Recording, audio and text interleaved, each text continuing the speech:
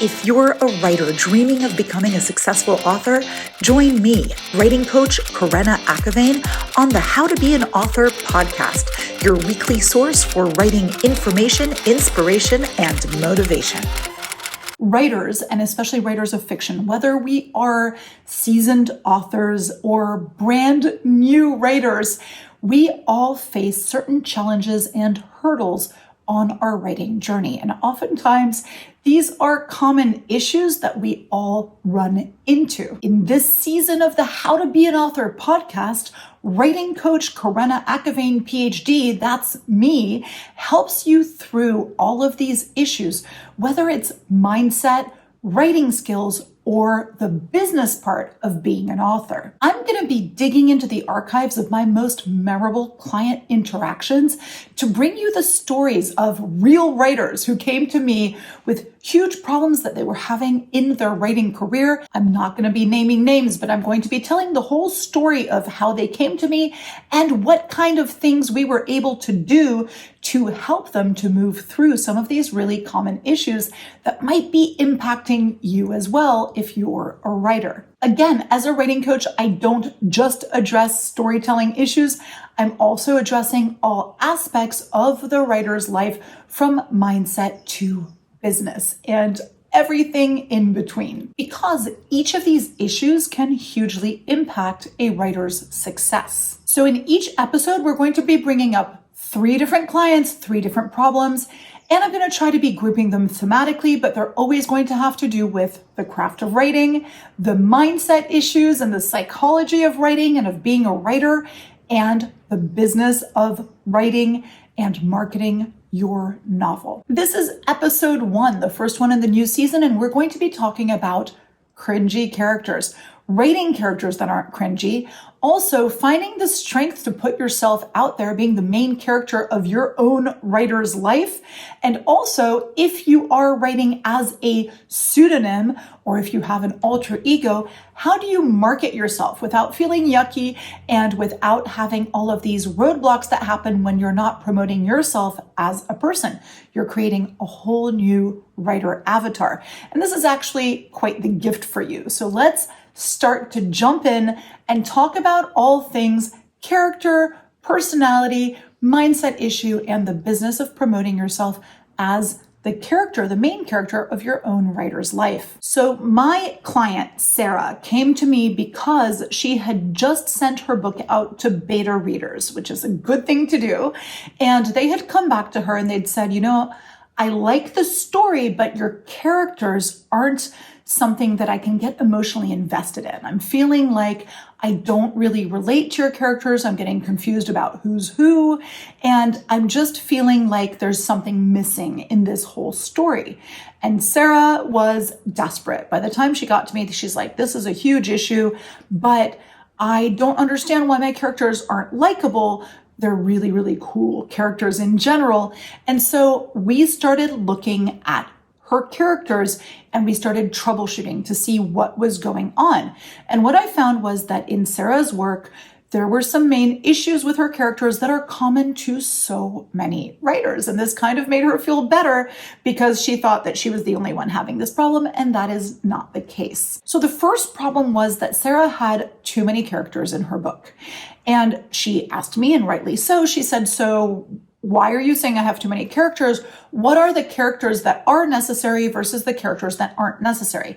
Now, I've always been a proponent of not having too many characters because it prevents your reader from getting emotionally invested in each one. You've only got a certain number of words in your book, and I want to take a really deep dive into the minds of 1 or 2, maximum 3 characters that I get really close to.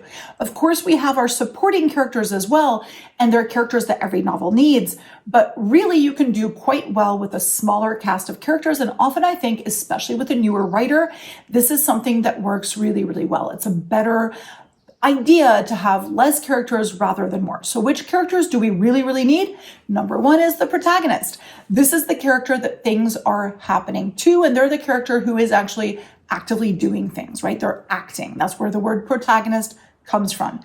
Now, what is about this protagonist that's going to make them someone that your reader is going to be invested in emotionally? they have to be relatable.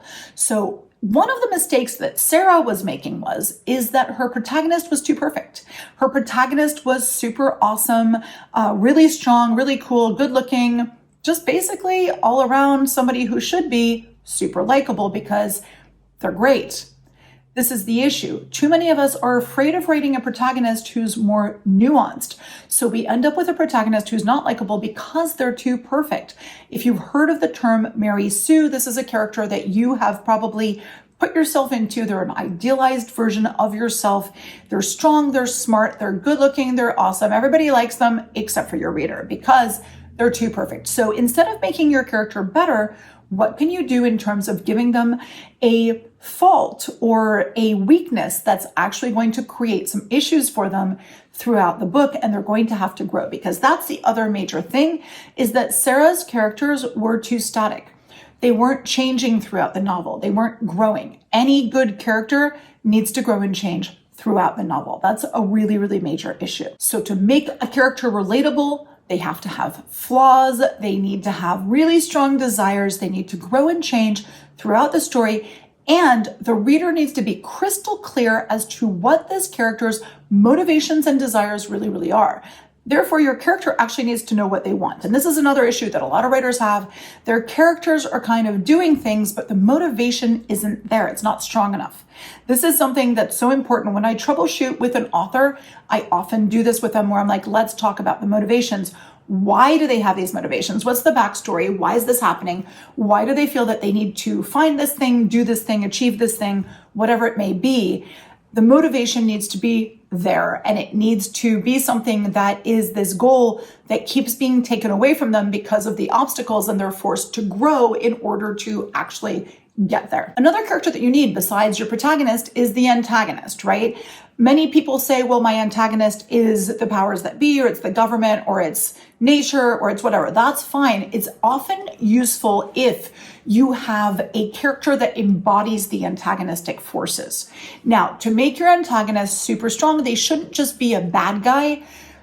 Sarah's antagonist was a bad guy, like just really bad from the get-go, pretty demonic, pretty evil, ugly, all this stuff. And I'm like, no, you need to have your antagonist hold up a mirror to your protagonist. If your protagonist is not careful, they could run the risk of going in that direction and becoming more like the antagonist. And that's part of the motivation for actually learning to grow and change, is to not go there as well, right?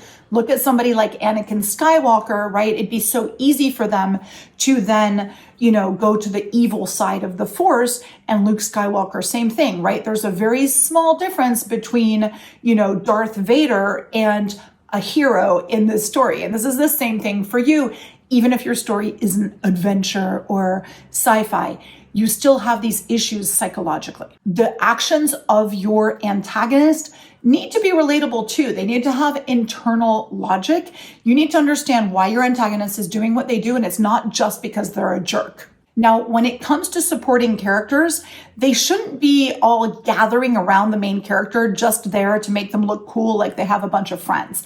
Each supporting character needs to have a role, whether it's as a foil to draw some kind of stark relief between themselves and the main character and their motivations, or maybe they're a love interest, or maybe there's somebody who creates some kind of obstacles because the main character is protecting them or dragging them along. Think about each of your supporting characters and really ask yourself, can my reader differentiate between them? Do they each have their own motivation and backstory?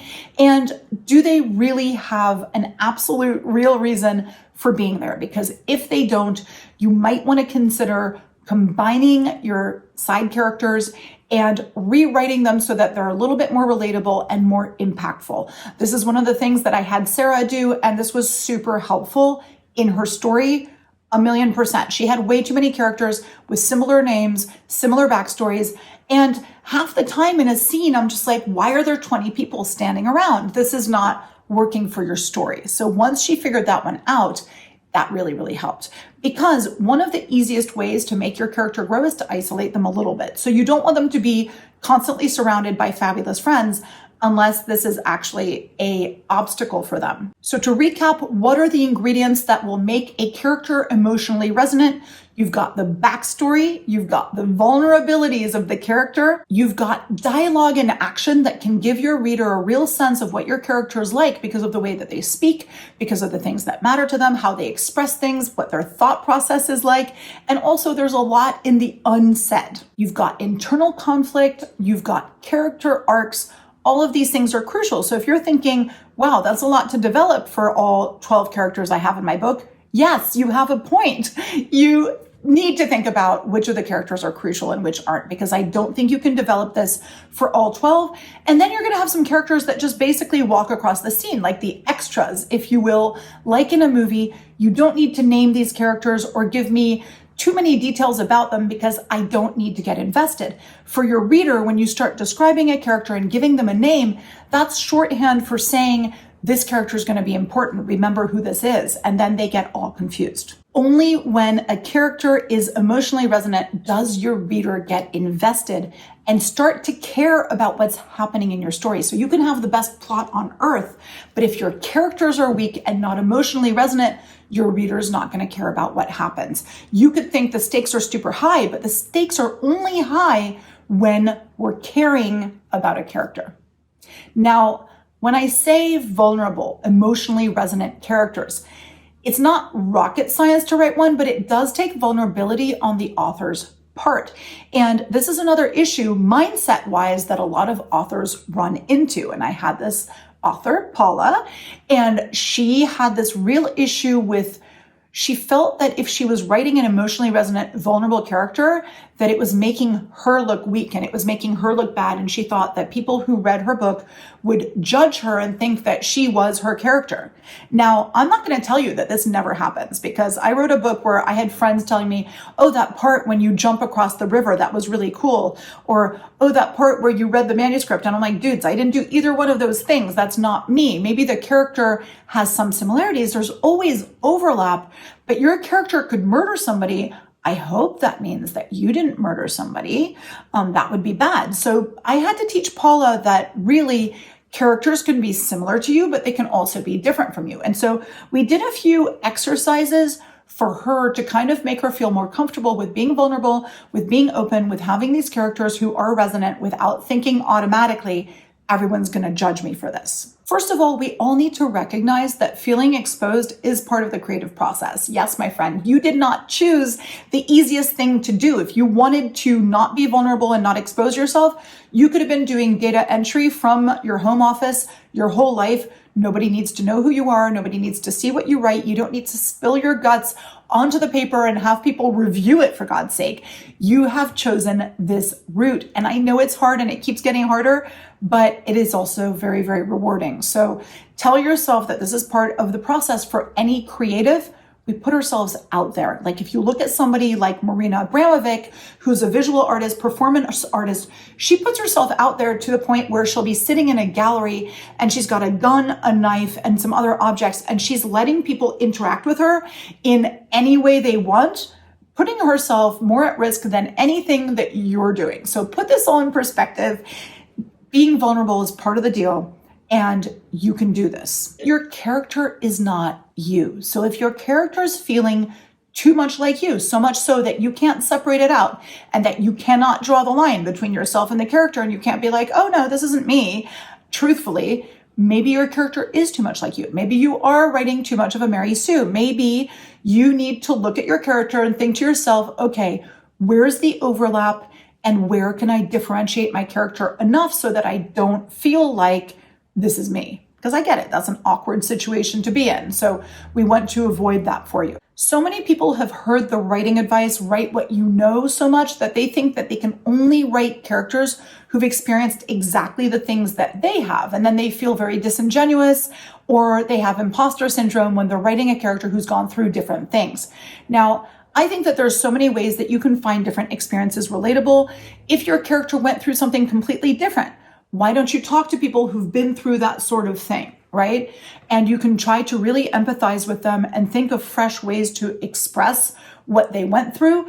You can always think of ways also to relate it to an experience that you had. It doesn't have to be identical, but let's say that your character is ending up on a new planet And, you've never been on a new planet. I get that. But why don't you talk to people who've ended up in a new country where they've just emigrated and they don't speak the language and it's a completely different socioeconomic background or whatever?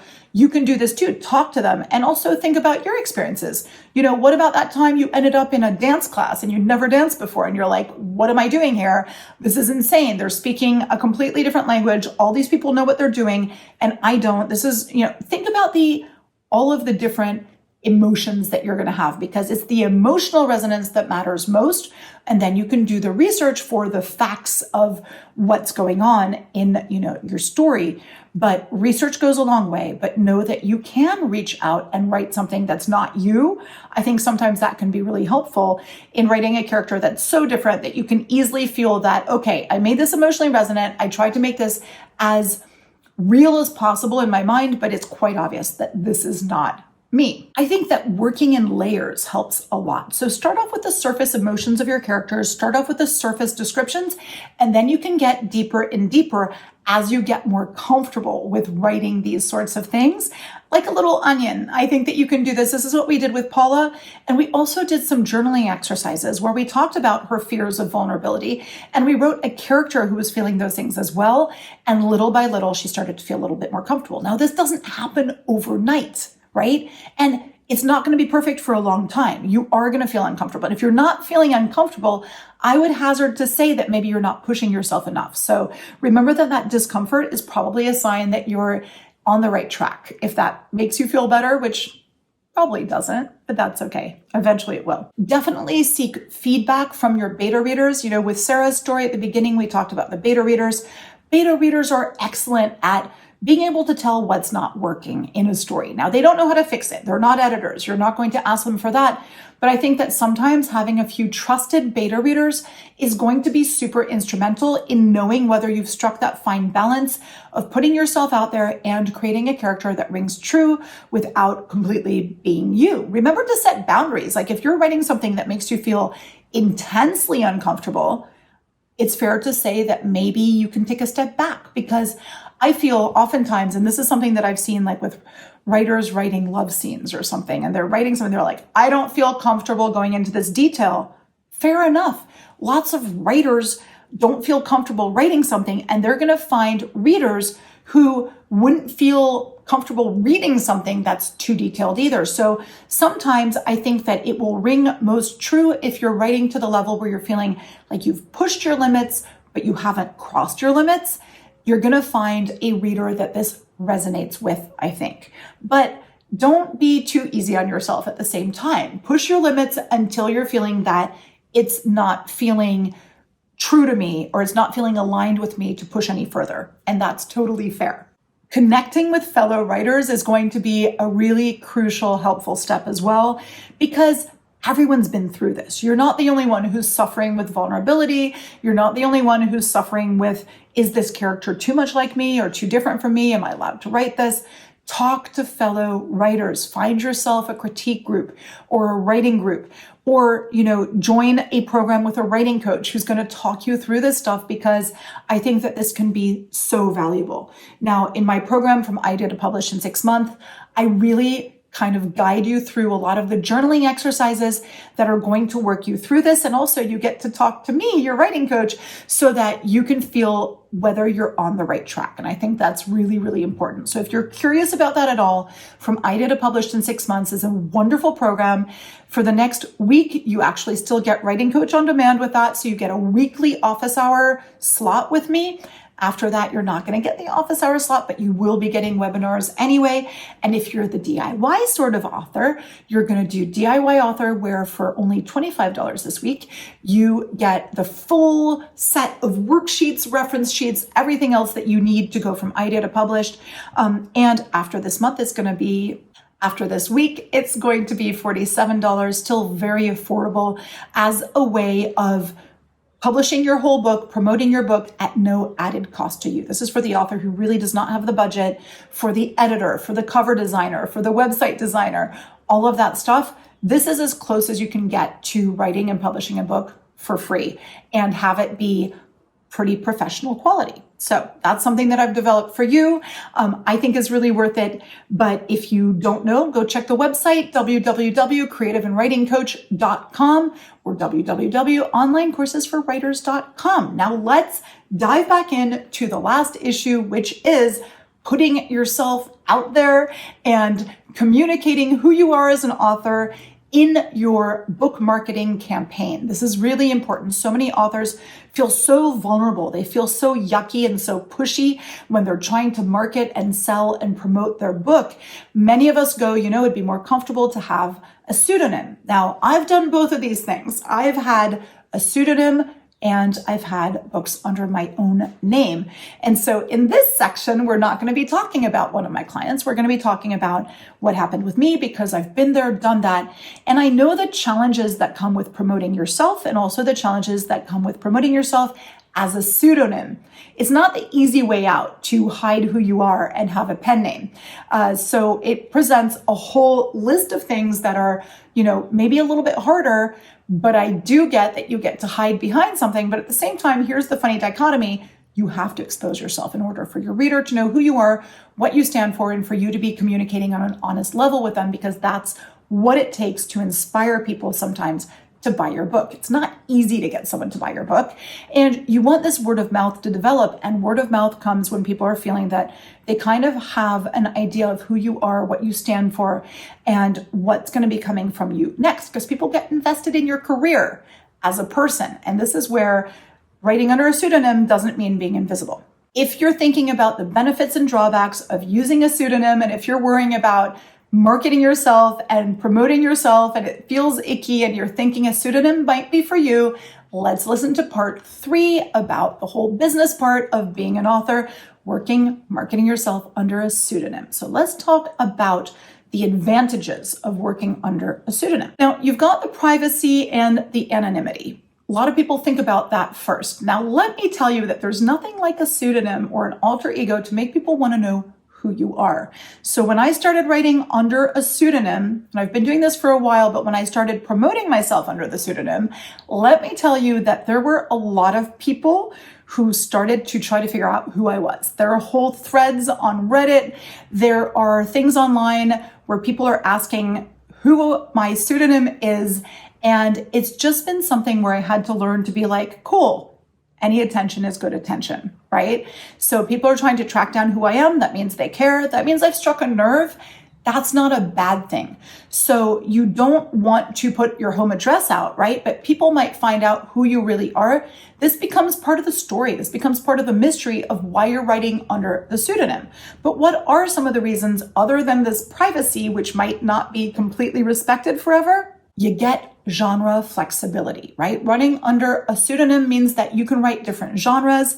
You can write something a little bit more spicy than you normally would. You can try out sci-fi. You can try out fan fiction.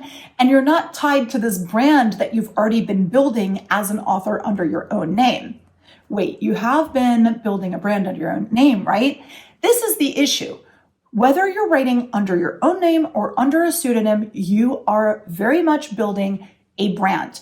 And that brand has a look, it has a feel, it has a message, it has all of these things attached to it because as a brand, you are trying to create an emotion in your audience, who is your reader. So remember that no matter whether you choose a pseudonym or not, you're not getting away from the fact that you are having to promote your brand. Some authors also think I'm going to write under a pseudonym because I don't want people to know that I'm a woman, or maybe that I belong to a minority or whatever. They don't want the stereotypes involved with writing as a certain person. They want to be able to explore a different genre or a different style of writing without any stereotypes. And I think, fair enough. I've got a name that's very difficult to say, to remember, to spell.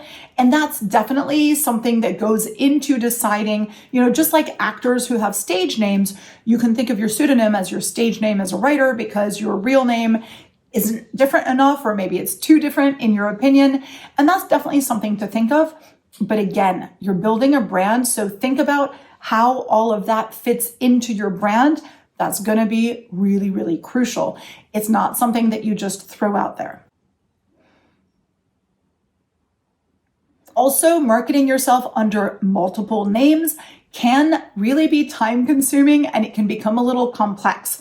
I've had this issue where I've had to work with different mailing lists. I've had to work with different types of messaging, different looks, different social media accounts. Like, your work multiplies the more pen names you have. So for me, I have multiple pen names, but I also have writing coach. I also have Empty Nest Author, which is my new company that I'm starting to work on, really aiming at helping people who are in their middle age, trying to write the next chapter. But all of this just multiplies the work. So you need to be really aware of that when you start working on having various pen names.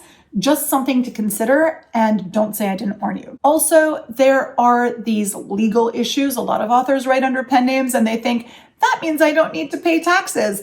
No, you still need to be pretty crystal clear about that. So you need to see how you're going to be paid, how you are doing business as, and how it doesn't look like you're being disingenuous and trying to hide who you are to try to get away with something. Oftentimes readers might think, okay, they're not using their real name. What about their authenticity? And this all comes back to that idea of communicating from an authentic place and creating basically a persona for each one of your pen names that does resonate with who you are and what you're writing. So think about, just because I'm using a different name, I still need to be speaking a truth.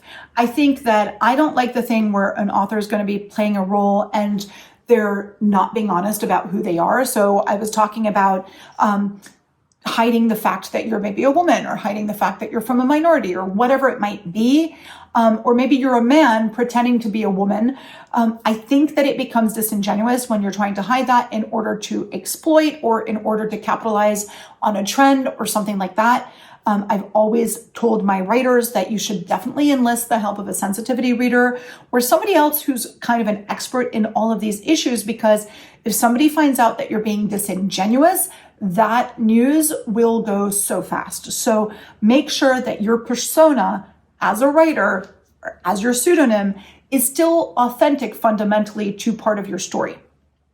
It could be a facet of your story, but it still needs to be pretty honest and sincere, at least emotionally. Now, you're probably wondering, a lot of authors who are like, I'm writing under a pseudonym. Yay, that means I don't need to market myself, because how could I possibly market myself under a pseudonym? I can't do any of this marketing stuff. I really just need to have an agent or a publishing company paying for lots of advertising, and that's the only way to go. That's not true. How can you market yourself under a pseudonym in a way that's effective and that feels like it really belongs to your personal brand? The first thing is, you're going to need a website for your pseudonym. Yes, you are.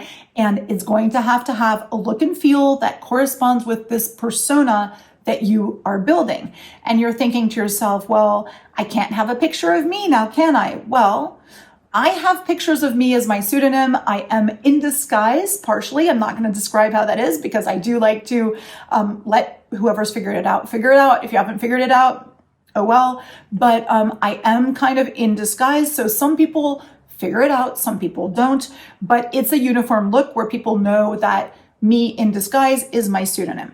You can also have a little Bitmoji or an icon that represents you, or a cartoon version of yourself, or even a animal version or an avatar. All of these things are okay to represent you, or you can be completely invisible but under a name. But then in that case, you need to communicate what you stand for. So whether that means blog posts or book trailers or the visuals or the aesthetic from your book that you're going to show on your website and on your social media, all of this needs to be really well developed. And I say that you still need to be interacting with your ideal reader. So when your reader's commenting on any of that content that you're putting out, you need to think about, what is my tone? How am I responding as this persona? Keep it consistent. That's really, really important. And if you're writing, if you're working with me on Writing Coach on Demand, or if you're working with me, on one-on-one hours or in one of my programs, I definitely will help you to figure out how to strike that balance. That is so important. When you have consistent branding, that is half of the battle. Now, I think that blogging is a really great way of establishing your voice and your tone as the pseudonym, as your persona. And you could continue with this through email communications with your list. Again, building your list. One of the best things you can do, especially when you have a pseudonym, it really helps to have your message fall right into somebody's inbox And I think that that's such a gift for you as the writer in terms of the type of reach that you have in your marketing. So the faster you can grow a list, the better. You might be wondering how to do that. That is all inside my courses, all of them, from idea to publish in 6 months and DIY author. And if you are with me in Writing Coach on Demand, I definitely help you step by step in how to grow a list with a strong hook, with a call to action, with a lead magnet, all of that good stuff. Answers are there for you. So when your audience is reaching out to you and you're responding to them, remember that tone. You can even do interviews as your pseudonym, whether you're in disguise or whether it's just an audio interview. Think about creative ways in which you can express who your pseudonym is. Virtual book tours, also a boon for pseudonym writing authors, because you don't need to show up in person and you still get to interact with a lot of readers. I think interaction is so important these days. That's the whole thing with a character, right? When you've got a character that emotionally resonates, that's an alchemy between the character and another person, or the story and a reader. You always need two people. So whether you're going and putting yourself out there at book events and making contacts, or whether you are communicating with your readers, or whether you are writing something or recording something and it's being listened to or read, and that there's some interaction going on, that's a beautiful, beautiful thing. I hope this helped, this whole idea of character, how to promote yourself, how to be vulnerable but not too without feeling weird, and how to market yourself, whether you are marketing you or a pseudonym. I think this is really helpful. Sarah, Paula, and me, we all managed to work through these issues, and I hope that listening to their stories and my story has helped you as well. As you go, don't hesitate to reach out via email. creativeandwritingcoach.com has a link for that. And I look forward to being with you next time on the How to Be an Author podcast. If you have any pressing writing-related questions or would like to be featured on the How to Be an Author podcast, please feel free to reach out on my website, creativeandwritingcoach.com.